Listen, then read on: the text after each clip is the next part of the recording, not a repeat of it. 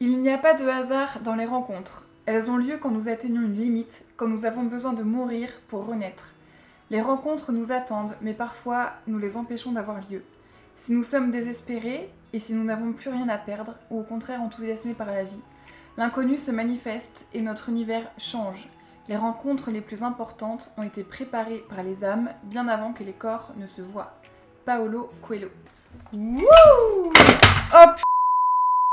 Hello mes petites paillettes, j'espère que vous avez la pêche. Aujourd'hui on se retrouve dans une nouvelle vidéo où je vais vous parler de mon histoire d'amour. Alors je ne vais pas rentrer dans les détails de mon histoire, je vais surtout vous parler de mon expérience dans les grandes lignes parce que je pense qu'elle peut faire écho à beaucoup d'entre vous et puis aussi parce que cette histoire elle m'a permis d'apprendre beaucoup de choses depuis que je suis avec mon amoureux. Je précise aussi qu'il s'agit de ma propre expérience, de mon expérience individuelle et ce n'est en rien une généralité. Toutes les histoires d'amour sont différentes, donc peut-être que ce que je vais dire ne va pas parler à tout le monde. Il y a autant d'histoires d'amour qu'il y a de couples et il y a mille et une façons d'aimer évidemment. Alors, tout a commencé un soir de novembre alors que je venais de déménager 3 mois auparavant dans une toute nouvelle région pour des raisons professionnelles. Je venais de commencer mon tout premier travail. Alors je me suis retrouvée assez loin de ma famille et de mes amis et c'était un petit peu difficile pour moi de faire de nouvelles rencontres. Je me suis inscrite sur Adopte un mec. Alors longtemps j'ai un petit peu eu du mal à assumer le fait d'avoir rencontré mon copain là-dessus, mais en réalité aujourd'hui je sais que c'est quelque chose qui n'est plus vraiment tabou, qui se fait, voilà, moi je connais plein d'amis aussi qui se sont rencontrés via un site et finalement il n'y a rien d'honteux à ça. Et puis un dimanche soir, un petit peu lassée de ne pas trouver chaussures à mon pied, eh bien j'ai décidé de quitter l'application, mais juste avant de quitter l'application, je suis tombée sur un profil qui a un petit peu attiré mon attention plus que les autres, et du coup j'ai décidé de lancer la conversation et d'envoyer le tout premier message. Il m'a répondu tout de suite et c'était tellement fluide, tellement évident que ensuite on a échangé nos numéros de téléphone, on s'est appelé et puis on s'est rencontrés très vite au bout de quelques jours. Le premier enseignement que j'aimerais partager avec vous dans cette vidéo, c'est qu'il faut tout d'abord être prêt. J'étais personnellement à un stade de ma vie où j'avais envie tout simplement de vivre une belle histoire. J'avais eu quelques déceptions par le passé, voilà, j'avais eu quelques flirts comme ça, quelques petites histoires mais jamais trop sérieuses, très sérieuses, et puis j'avais plutôt été déçue ou alors blessée à chaque fois. Mais je n'ai jamais cessé d'y croire, de croire en cette rencontre qui allait tôt ou tard finir par arriver, mais pour y croire il fallait aussi que je croie en moi. Et le fait d'avoir été célibataire pendant assez longtemps, eh bien finalement je ne le regrette absolument pas. Pourquoi je ne le regrette pas? Tout simplement parce que ça m'a permis d'apprendre à mieux me connaître, de savoir ce que j'attendais d'une relation, ce que je voulais d'une relation, ce que je ne voulais pas d'une relation. Avec le recul, ce sont des années que je ne regrette absolument pas, tout simplement parce que ce sont des années où j'ai pu voilà, profiter pleinement de ma famille, de mes amis et faire plein de choses rien que pour moi. Alors ce que je veux dire aussi, c'est que être célibataire, c'est très chouette et il y a plein d'avantages à être célibataire. Vouloir être en couple à tout prix, c'est pas une fin en soi, et d'ailleurs vouloir être en couple pour être en couple, et bah c'est pas une raison suffisante. En tout cas, personnellement, j'ai toujours vu l'autre comme un espèce de bonus, une cerise sur le gâteau, comme on dit, avec qui vivre encore plus fort les choses de la vie et vivre plein de trucs chouettes de l'existence avec cette personne. Et à ce moment-là de ma vie, eh bien je crois que j'étais prête. Alors je sais pas s'il y a vraiment de bons ou de mauvais moments, je sais pas si on est vraiment prêt, hein. Parfois voilà, ça nous arrive quand on s'y attend le moins, mais il faut quand même être un minimum dans cette disponibilité mentale ou en tout cas laisser les surprises pouvoir arriver à soi. Mais le premier conseil que j'ai envie de vous donner, c'est vraiment de vous poser la question, de vous poser cette question: pourquoi vous avez envie de vous mettre en couple et pourquoi vous voulez rencontrer quelqu'un? Moi par exemple, je me souviens aussi que j'écrivais énormément. Je faisais beaucoup de petits exercices de développement personnel. Dans un carnet par exemple le soir, je notais plein de petites phrases positives et bienveillantes envers moi-même. Et de faire ça, et bah tout simplement ça m'a permis de prendre réellement conscience de ma valeur et de m'encourager un petit peu moi-même. Je visualisais aussi certaines choses, j'écrivais vraiment ce que j'attendais d'une relation, ce que j'espérais de cette rencontre qui potentiellement pourrait arriver. Alors voilà, certains parleront peut-être de la loi de l'attraction ou j'en sais rien. En tous les cas, ce qui est sûr c'est que voilà, je verbalisais tout ça et je le mettais sur écrit. L'idée de tout ça, c'était aussi de me dire qu'en fait j'étais suffisante, j'avais vraiment de la valeur en tant que personne juste pour moi et du coup l'autre qui arriverait en fait dans ma vie ne serait qu'un bonus. Alors ça peut paraître un petit peu étrange mais en réalité il n'y a vraiment rien de narcissique à ça puisque pour pouvoir recevoir et donner de l'amour il faut aussi et déjà s'aimer soi-même. S'aimer soi-même c'est pas tous les jours facile mais c'est quand même un petit peu nécessaire surtout pour pouvoir attirer à soi les bonnes personnes, faire les bonnes rencontres et en tout cas faire les rencontres qui nous correspondent.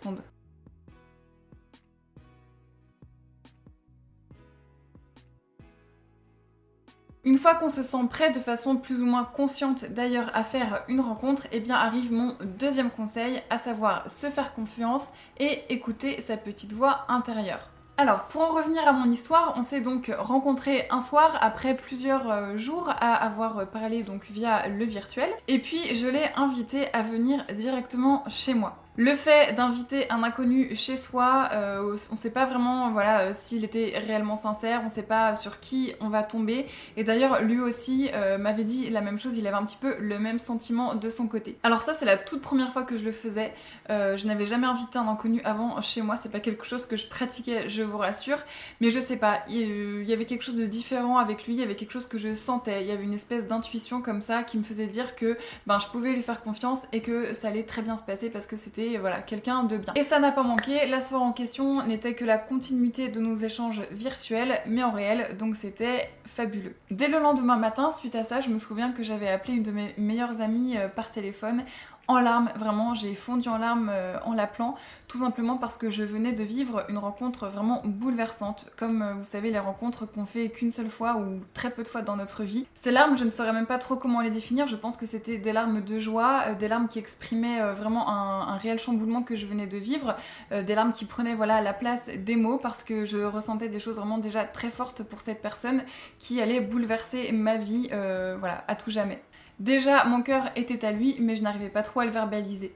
Donc, le deuxième truc que j'ai à vous dire, c'est écoutez-vous.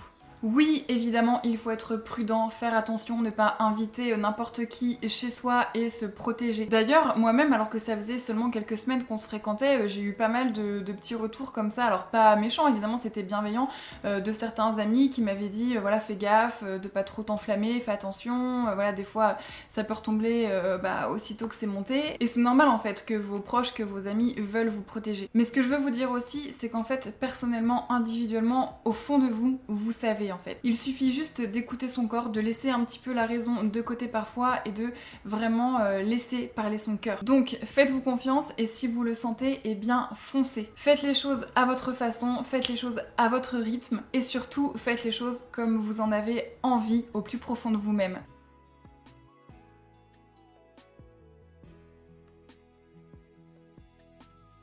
Ce deuxième conseil rejoint la troisième chose que j'ai à vous dire, osez lâcher prise, quand on sait, on sait.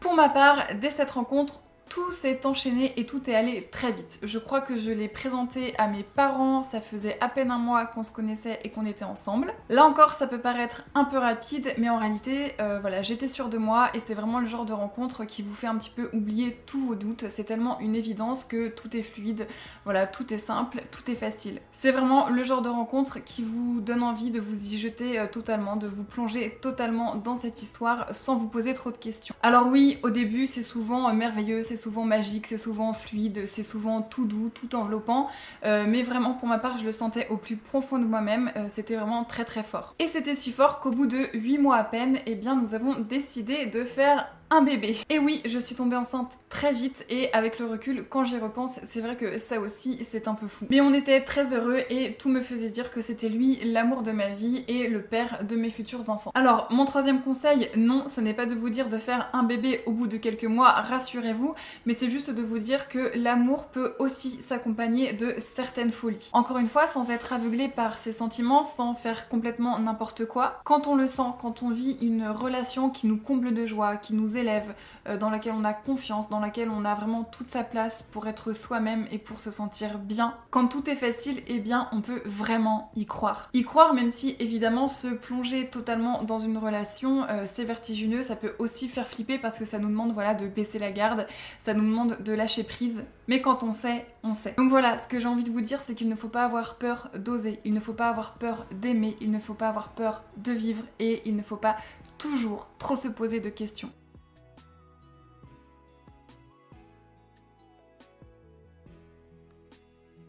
Ensuite, ce que j'ai appris, et c'est ma quatrième petite leçon, c'est qu'il faut laisser sa place à l'autre et s'écouter. Ce que cette histoire m'a montré, c'est que pour être heureux en couple, c'est qu'il ne faut pas chercher à changer l'autre à tout prix. Ça vaut aussi d'ailleurs pour la rencontre en elle-même, accepter que cette dernière n'ait pas forcément les critères physiques qu'on attendait, qu'elle n'ait pas telle ou telle passion ou tel trait de caractère par exemple. Là j'enfonce un peu une porte ouverte, mais le prince charmant ça n'existe pas et trouver un mec ou une meuf exactement comme vous l'espériez, comme vous l'attendiez, eh bien ça risque d'être un petit peu chaud patate à trouver. La rencontre, elle arrive justement parce que vous vous laissez séduire à un moment donné par une personne qui va vous plaire, qui va vous toucher justement là où vous vous y attendiez le moins. Donc laisser une chance à l'autre, se laisser un petit peu de temps pour se découvrir, et bah ça aussi, ça peut être quelque chose de pas mal à mettre en place quand on commence à fréquenter quelqu'un.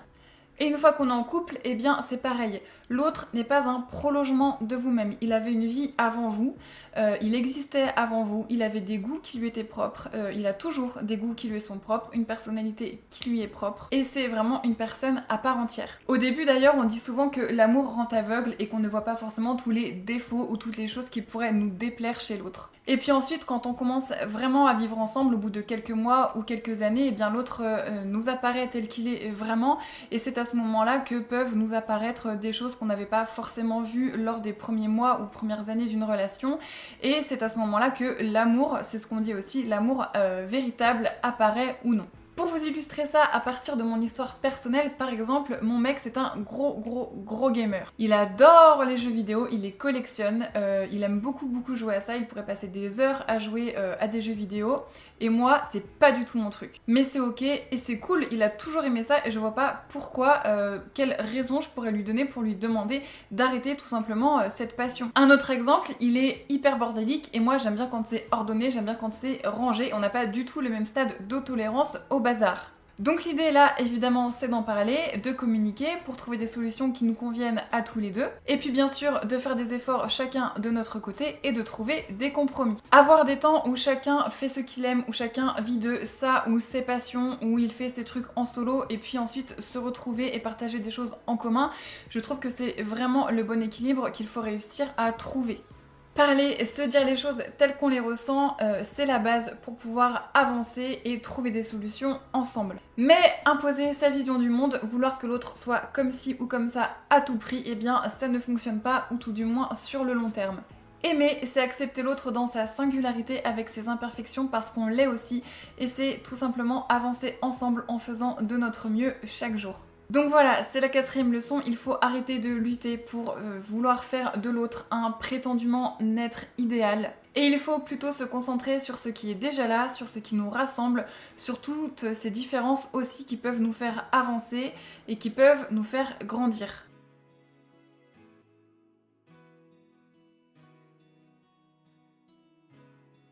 Et enfin, la dernière chose que j'ai envie de partager avec vous et que j'ai découvert depuis que je suis en couple, eh bien c'est qu'aimer est un choix. Merci Agathe pour cette fulgurance. Mais sans rire, et là je ne vous apprends rien non plus, c'est vrai qu'on est dans une société aussi où il est assez facile de se concentrer plutôt sur le négatif, où les tentations sont nombreuses, où l'amour heureux et qui dure finit aussi par être un petit peu un mythe. Et bien au milieu de tout ça, décider de vivre avec cette personne, décider de l'aimer sur du long terme, et bien c'est quelque chose qui se choisit, quelque chose qui se décide. Évidemment, on ne choisit pas qui on aime. L'amour, c'est un sentiment très fort, irrationnel, indescriptible et complètement magique au fond. Mais on peut choisir de faire durer cette relation, même quand il y a des moments qui sont un peu moins fun que d'autres. Attention, je ne dis pas non plus qu'il faille rester en couple à tout prix. Si l'amour n'est plus du tout là, si on a essayé plein de choses pour essayer de racoler un petit peu les morceaux, si voilà, les sentiments ont disparu, ou si même la relation devient dangereuse pour l'une ou l'autre des parties, eh bien évidemment qu'on peut et qu'on a le droit de se séparer. La séparation, ce n'est pas du tout un échec en soi, et il faut plutôt la voir comme la fin d'un chapitre et le début de quelque chose de nouveau. Mais pour en revenir à mon propos, je pense que le couple, c'est du taf. Alors évidemment pas un travail harassant et complètement exténuant parce que sinon en effet ça veut peut-être dire que tu n'es pas tout à fait avec la bonne personne, mais c'est du travail au sens où ça s'entretient. Là encore, j'enfonce des portes ouvertes, mais se retrouver à deux, faire des choses qui nous sortent un petit peu de la routine, continuer à s'écrire des mots doux au quotidien, se faire des blagues, et bien tout ça, ça participe malgré tout au bon équilibre du couple. Et puis, il faut aussi accepter qu'on ne soit pas tous les jours pompé up. On a le droit d'être moins investi à certains moments donnés de la relation à cause de la fatigue ou je ne sais quoi, par exemple. Ça veut pas dire qu'on aime moins la personne, ça veut juste dire qu'on est des êtres humains, qu'on n'est pas des robots et qu'on n'a pas forcément toujours la disponibilité mentale pour ça. Et puis bien sûr, on a le droit d'avoir des désaccords et de s'engueuler, mais le tout c'est de faire front ensemble quand les tempêtes plus ou moins intenses nous arrivent. À mon sens, il faut vraiment voir la relation en se disant que si on est ensemble, c'est qu'on est des coéquipiers en plus d'être des amoureux. Et oui, faire équipe et avancer ensemble, main dans la main, c'est quelque chose aussi qu'il ne faut pas perdre de vue.